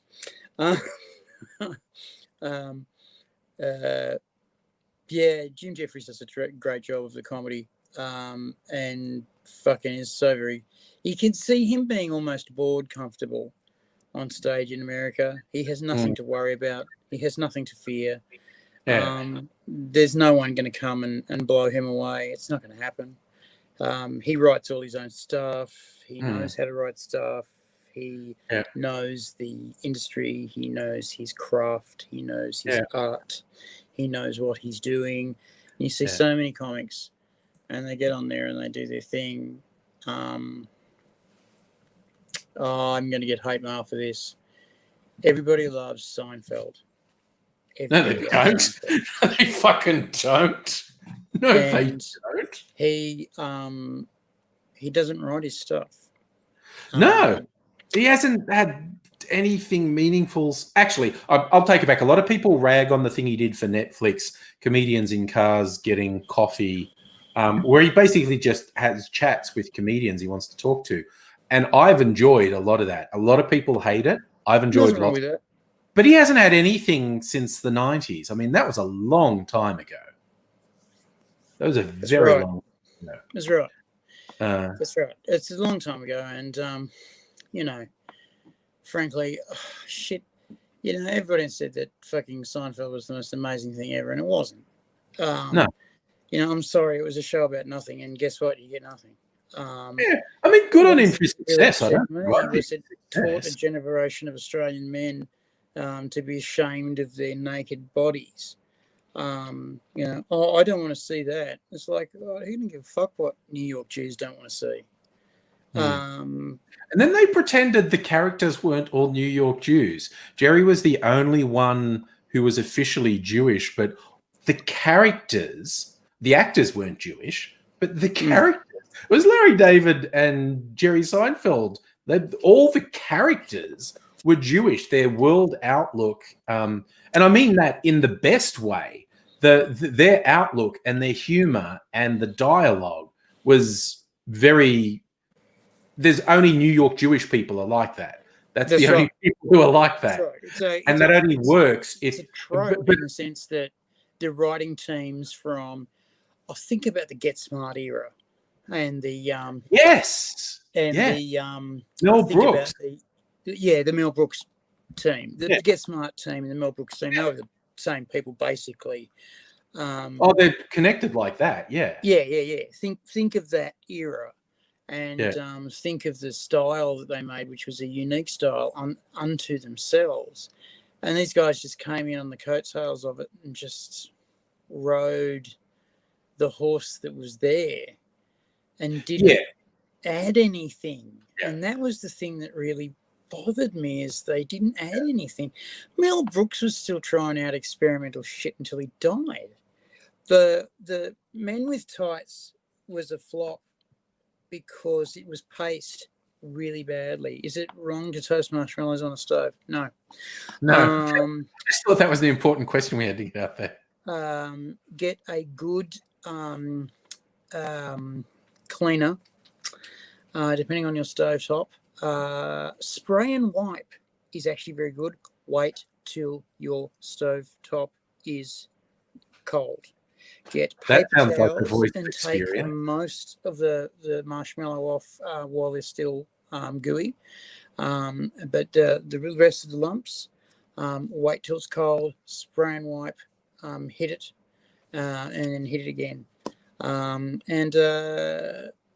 Trap for young players, use a little bit of Examol. Seinfeld made $1 billion as a young wife and probably a ton of side chicks. That dude is living the dream. And good on him. He actually had a schoolgirl girlfriend. I do want to stress he did marry her and have children with her and stayed with her, but she was a literal fucking schoolgirl, and he was almost 30, and that's fucked up. That is really fucked up. Wait, I'd like to be able to pour scorn on that. Oh no! Did we say Mel Brooks is dead? My boyfriend is literally half my age. So I don't get to really throw a lot of stones from my glass house. Mind you, my boyfriend I met in his mid-20s, so not the same. I was about to say, he is an adult. I don't think we said Mel Brooks was dead, did we? What's his name? Carl Reiner died, who was Mel Brooks' best friend. So poor bloody Mel has got to be depressed as fuck at the moment, having the shittiest 2020 because he and Carl Reiner lived together and had this routine. And that was one of the things. Okay, I basically think everything Mel Brooks did since Blazing Saddles was shit. I didn't like any of it. But one of the things Jerry Seinfeld did, with his comedians in cars getting coffee, he went around to visit Mel Brooks and Carl Reiner, and he took Mel Brooks out. And Mel Brooks was sharp as fuck. Like, sharp as a tack. In conversation, Mel Brooks is really funny. I was just like, wow. Like, I just thought because for 20 years he'd made shitty movies, I thought your brain had gone. But he's the only trouble with Men in Tights was the pacing. It was so drawn out and so long. They waited for every joke to hit when they'd forgotten that culturally what had happened was people had learned to suck up information a lot quicker. The jokes worked fine, but they should have just shortened the movie by half an hour and kept everything in. They should have just gone bang, bang, bang, bang, bang, bang, bang. And you know, think about Men in Tights done at the same pace as Princess Bride. Yeah. Well, again, that was written by William Goldman, who's an amazing writer, and Rob Reiner did a very good job with the direction and pacing of that. I only recently got Mrs. Angry to watch that. I thought she'd seen it. It's one of my all-time favorites, and she admitted Princess Bride. Yeah, fucking awesome. She admitted she'd never watched it So I sat her down recently because I've got the special edition on disc and watched the movie. And then there was a really nice making of that I think was done about 10 years after the movie was released, which means it was done about 15 years ago. And it was a really nice making of, just interviews with all the cast and crew and everything.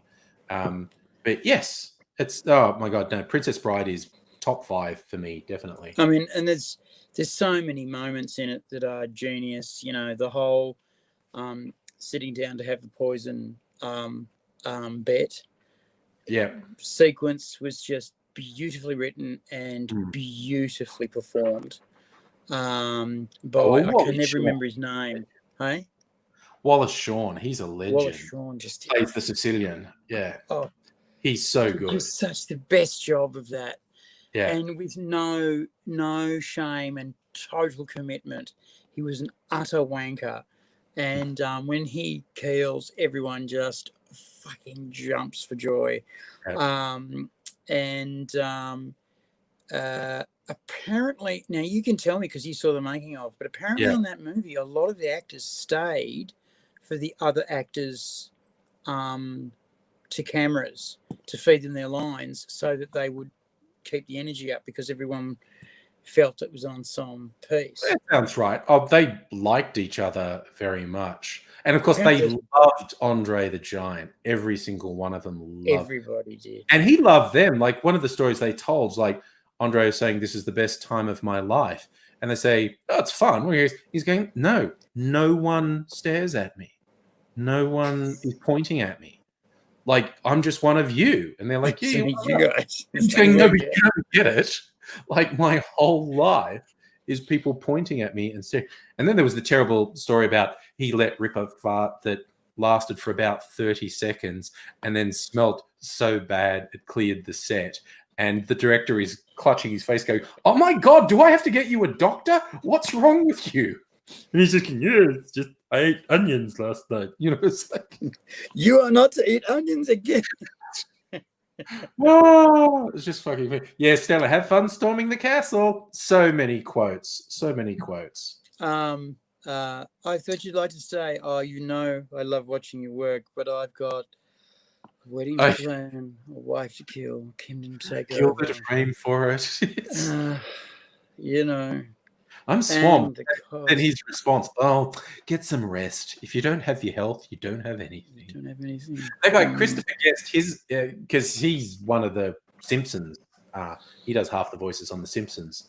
But where he was saying, like, I made a point of every single day greeting Andre and shaking his hand just because his hand is the size of my torso. And my hand just vanished.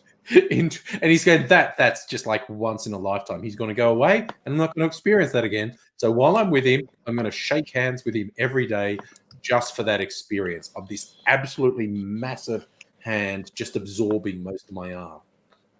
That's awesome. That's fucking awesome. Andre the Giant. It's you know, so many moments in that film. Even little things like and what about the ROUS? S's. The rest of unusual size. Oh, they're just a myth. And he says that when he's already seen one, so he knows they're not. He's just trying to cheer her up. "I don't believe they exist." And down he goes. And then just little things that were perfect, like we will have our honeymoon and race away on our fastest ship, your 5th fastest ship. Well, because your 4 fastest ships are already looking for the Dread Pirate Roberts. So tell him he's innocent. Oh, yeah. Yes. All but my 4 fastest. And just even the funny lines are funny, but the brutal ones, like she said, "My Wesley will come for me." And he goes, "Your Wesley is dead." And she says, "So why do I see fear in your eyes?" Like, the brutal lines were as good as the funny lines. Yes. He's sitting in bed there and he says, "You're going to sit down on that chair and tie yourself up." Yes. and effectively, he's immobilized. Yeah. And she then finally goes to him, "Are you okay?" And he's, "I can't move a bloody thing. I think my finger can move. I think that's it. I think that's Yeah. all I've got going." Yeah. And he's got blah, blah, blah, blah, "Shut up, you!" And she like slugs him. And she's been shown to have a really good punch. Yes. And the healers, the Jewish healers. Yeah. Billy Crystal is Yeah. just like Take randomly. that to love. No. He said to blave, which means to gamble. It means to gamble, and that is not what we were. That is not what we spent magic on. To blave. True love. Even just the way he'd roll on, like, the Spaniard says, "Are you the Miracle Max?" Oh, sorry, Salumi's saying good night. Good night. Good night, Salumi. We're almost going to bed. The Spaniard says, "Are you the Miracle Max who worked for the king?" He goes, "Until the king's stupid son sacked me, and thank you so much for bringing up such a painful memory. Why don't you give me a nice paper cut and squeeze some lemon juice on it while you're at it?" And because Billy, his energy's here, and the Spaniard's kind of here because he's sort of depressed and it's just like they're here, and Billy Crystal's up here, and the contrast is just so good. It's gorgeous, and they have to connect. To blave. I love that sequence. To blave, which means to gamble.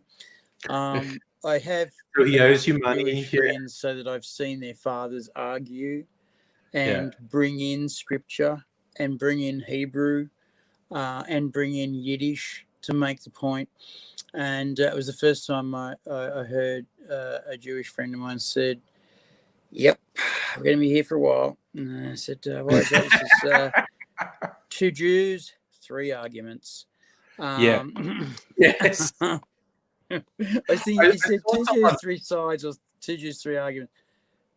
Yeah, 3 sides. 2 Jews, 3 arguments. Yeah. I saw someone post something on Facebook the other day. It was along the lines of, Americans have that fixation with saying Judeo-Christian because they don't want to sound anti-Semitic, but they don't mean Judeo part. But they go and they say the Judeo-Christian, and then they just say these really conservative American evangelical things. And the Jewish people are going, the what now? We think what? And yes, and Judeo-Christian principles are all about, subservience to the religion and not questioning anything. And the Jewish people are going, what? Wait a minute. Hang on. Whoa, have you never seen people sit with a rabbi or rabbis sit with other rabbis and argue about that letter in that word and what it means? Right. And one of my doctors was Jewish, and he explained to me, he says, never piss off a Jew, dude. Never piss off a Jew, because Jews hold a grudge. And I said, oh, yeah. He said, no, you don't understand, right? In the Passover, which celebrates the Exodus, which was apparently 6,000 years ago, there is a dish of pickles which have been salted that you eat. It's bitter and horrible, and it's to remind you of the bitterness of slavery. We won that one, and it was 6,000 years ago. And we're still bringing it up. Still bringing it up. So don't think it's over. Oh, no. Sorry. Again, the Exodus. Again, Mel Brooks just popped into me. His old routine about he doesn't believe the story of Exodus because you're trying to get a bunch of old Jews to wander around the desert. There'd be one guy at the back going, "Moses, you schmuck, you're lost." No, don't shush me. Don't shush me. It's like, you're lost. I'm not wandering in the desert for another 20 years. He's just going, I don't believe Exodus. The old Jewish people would not let that happen. No, never. And because the other thing that happened was the Pharaoh wouldn't let them go with their possessions. And every Jew that I've talked to about that has said, that didn't happen. That didn't happen, man. But one of the Jews that we were laughing about all this, and one of the Jews was around the table, said, I feel like such an asshole. And I said, what? And he said, the Exodus didn't happen. I feel bad about saying this. What actually happened was, over about 600 to 1,000 years, the conditions in Canaan changed, and people moved from the wage slavery that they were experiencing in Egypt as an ethnic people, and they moved out family by family along the coast road a lot quicker to Canaan, and there wasn't any big battle. The Canaanites basically noticed there's a whole bunch more Jews around, and the Canaanites and the Jews and the Canaanites and the Jews and the Jews and the Jews, and then there were Jews who used to be Canaanites, and that was going fine. Till someone else had a go, and they've got so much archaeological evidence that the Egyptians invited the Jews in after a massive series of famines. The Egyptians invited the Jews in because they wanted skilled labour on cheap, and that's never been known to happen in the history of history. That's never happened anywhere in the world. Right? Yeah. Oh, I want to say a quick hello to Grasshopper, because we'll also be saying good night within a couple of minutes. Grasshopper. Hey, I hope everything's going well for you, man. Yeah. So, actually, here's an interesting one, and you might know more of this. Safa's asking if Jewish people think the New Testament is blasphemy. I don't think Jewish people talk about blasphemy. It's not true. No. From their perspective, it's not true. It's not, but I don't. It's not blasphemy. It's just not a thing. What I was told about this once. I said to a Jewish person, in all seriousness, Jews seem very standoffish to people who aren't Jewish, and they said no, they don't feel superior, but they definitely don't feel inferior. They think that there's Judaism and Jews, and everyone else isn't relevant for the living of a Jew. And so you don't feel bad. You don't feel anything toward them. They're just people. However, most people, when they meet people, make friendships, so that's fine. But as a people, they have no opinion on your religion, on your beliefs, on your ways, on your thing. If your thing's not hurting anyone, then go for it. So yes, they have problems with some of the Christian things because it involved burning, torturing, and hurting them. They have problems with some of the Mongolian things because it had burning, torturing, and hurting them. And they have problems with some of the Islamic things because it involves burning, torturing, and hurting them.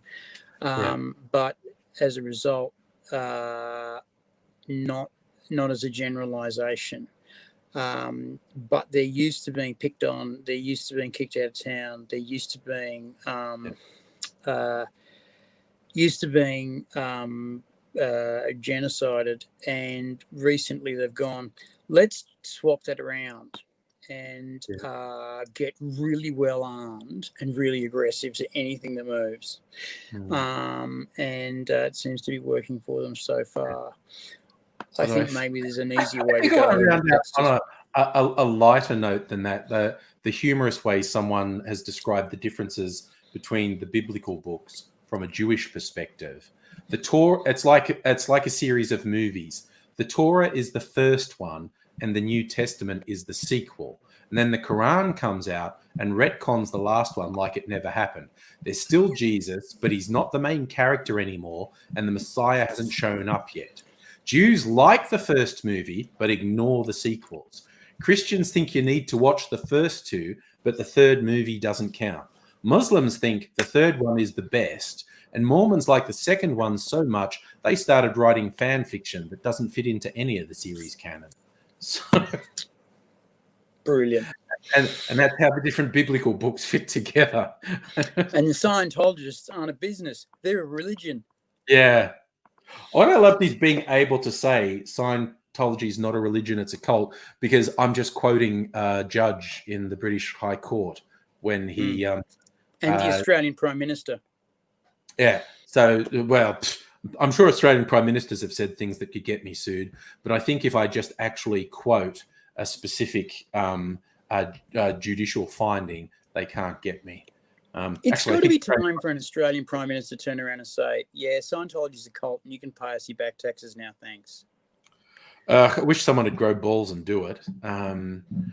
But like the scary shit they did in the US, Project Snow White, where they got jobs. They got jobs in the IRS, and they delved into the records of politicians are bent. We all know they're bent, and they just had to get a hold of the records and then basically tell the politicians, "Hey, there's a vote coming out. We know this about you," and so they got the protected religious status in the US because they did that scary espionage. But yes. And you're right, Stella, Jewish people don't believe in proselytizing and trying to convert people. That's right. In fact, they're a bit selective. They're the opposite, really. To become Jewish is actually quite tricky to do. You can do it, but there's a few hoops you got to jump. Yeah. And they're tricky. Jumping through hoops, I'm going to bed. That made no sense at all, but I'll struggle for a segue. I've seen you jump into bed, and I love the double flip back through the fire. Yeah, the circus style. Not to go.